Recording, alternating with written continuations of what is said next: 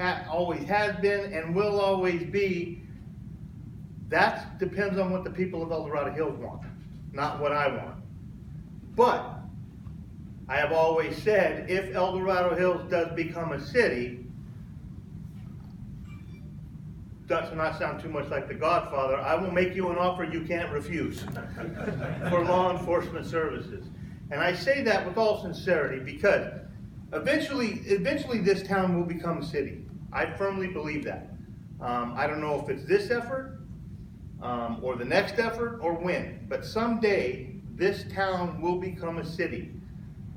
You're acting like a city, you're walking like a city, you're talking like a city, and sooner or later that application before LAFCO is going to say, you know what, you need to be a city. And then it's going to, obviously it's still up to the people. But the question of law enforcement services, and about every 2 or 3 years I have to go around and put out these rumors, and the rumors are that El Dorado Hills only gets one deputy on duty at a time, at any given time. You only have one deputy assigned down here. The latest rumor I heard was, and it was misconstrued from a statement that my lieutenant made, which is not what he made. We'll go back and review the video, was that the only time you get a deputy is when there's a call for service. Folks, that's so far from the truth.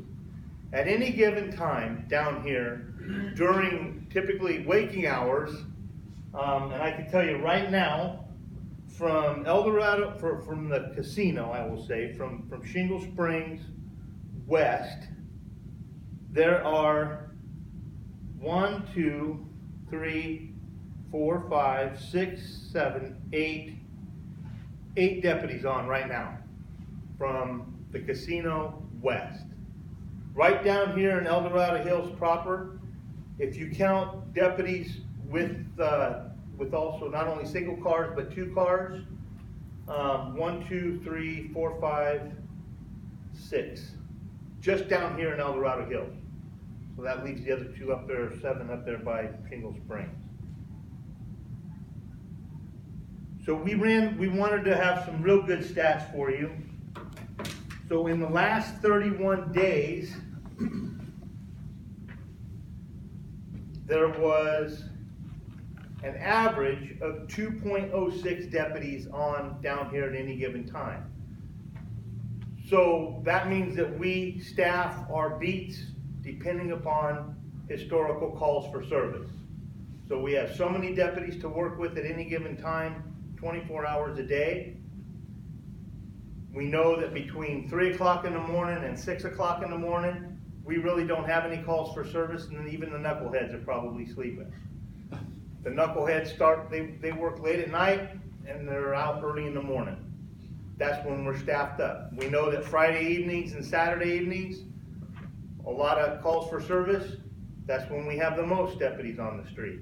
So it all depends upon historical calls for service and the need. Another thing that we do is we do directed patrol or proactive patrol. So we go back in our computer system when we look at the prior 24, 48, 72 hour service. We look at hotspots. We look where crime is occurring. We all know crime occurs in bubbles. It happens in little blocks here and there. You'll notice it when you're having maybe it's a mailbox theft ring going around. It happens it'll pop up in neighborhoods, or porch pirates, or vehicle burglaries, things like that. Shows up on hotspots, literally like little clouds of hot on our computer, the system that we use. And what we will do is we'll direct deputies into those areas as their beat. So if we have 12 deputies show up for the day shift, we say 2 deputies are going to this hotspot, 2 deputies are going to that hotspot. That leaves us 8, and we're going to fill out the rest of the beat system with the remaining 8. So we're doing proactive patrols in those areas. That's how we've been able to, I think, be so successful and work proactive patrol on keeping crime pretty much static when we see it going up here and there around with our neighbors. So in El Dorado Hills in the last 31 days, there were 1,194 calls for service. And in your area. 1,000 of those, just over 1,000 of those were calls from you folks within the community, and almost 200 of them were proactive patrol initiated. So a car stop, driving in the community, see somebody that just doesn't look right, those types of things. So then the question comes, well, if we become a city, we'll get more. We can have more. And there's a police chief, retired police chief standing right here, and I can look you all in the eye and tell you, you can have whatever you can afford. Speed costs money. How fast do you want to go? Is the bottom line. Now you can start, if you become a city, you could start a new police force. That's absolutely your right, if that's your wishes. And you think, well, you look at the city of Lincoln, a lot of people use the city of Lincoln in this area as an example of a success. And they have their own police force. But I want to touch on a few things that, when it comes that time, that I just want the folks of El Dorado Hills to please keep in mind what the sheriff's office has to offer, and what you will need to think about if you start a new police force, a new police department. Mostly what you think about and you care about, I talk to a lot of people all the time, and the biggest thing that you worry about and you think about for public safety from your sheriff's office or from your police department is, all you want is when you dial 911, you want a cop to show up. That's the most important thing to you. And I absolutely understand that, and I agree with that. But there is so much more to that machine, that public safety machine, than just that deputy or that police officer driving around your streets. For instance, you want to start a police department. Okay, where are you going to house them? Where are you going to put them? Now you're talking infrastructure, you're talking capital improvements. Okay, we're going to put bodies in cars. That's what you're thinking about. I agree. When you hire those bodies for those cars, there's a whole nother division within the human resources department that the city will already have. You think, well, we'll save money by that. Well, not really. Because there's a whole nother process to hiring a cop that is more, what's the word I want, Chief? Well, I worked for the Post Commission, which is the Peace Officer Standards and Training Commission for a long time. And the recruitment, selection, and training of police personnel is a very particular specialty within the human resources function of any employer.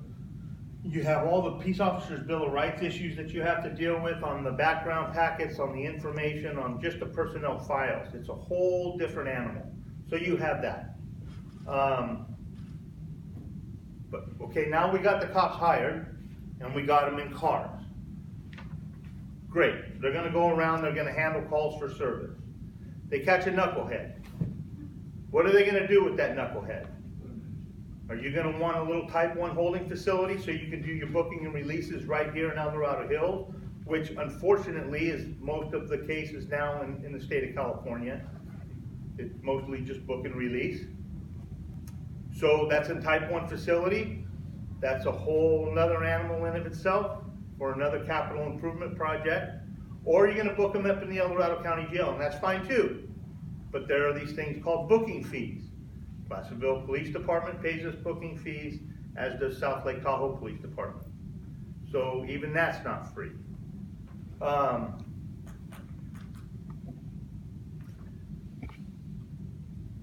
You need a whole bunch more than just that officer in the car. You're going to need a records division. You're going to need somebody to be able to take care of and keep track of the warrants, the restraining orders, the reporting to the state and the feds, DOJ. Everybody, all those records and everything that we accumulate in this line of business needs to be, a custodian needs to take care of those. You need a records division. Training. You mentioned POE, Peace Officer Standards and Training. Yeah, the cops can do that. The cops can keep track of that. But again, it's time, it's money.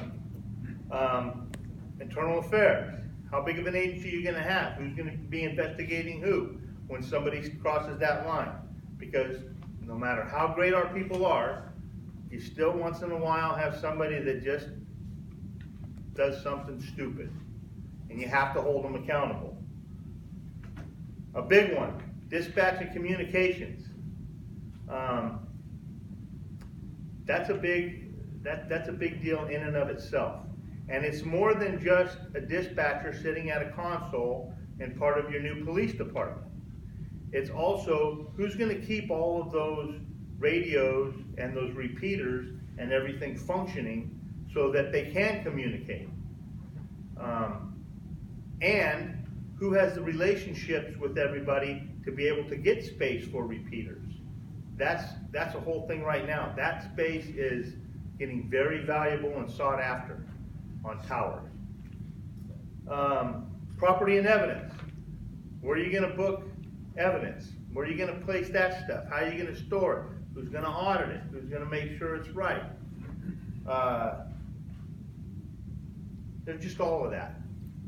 And then other things that your sheriff's office has to offer as collateral, such as we have a full investigations division, a full narcotics division, our crime scene investigation, SWAT, crisis negotiation team, or hostage negotiators. We have a school resource officer down here that are in our high school.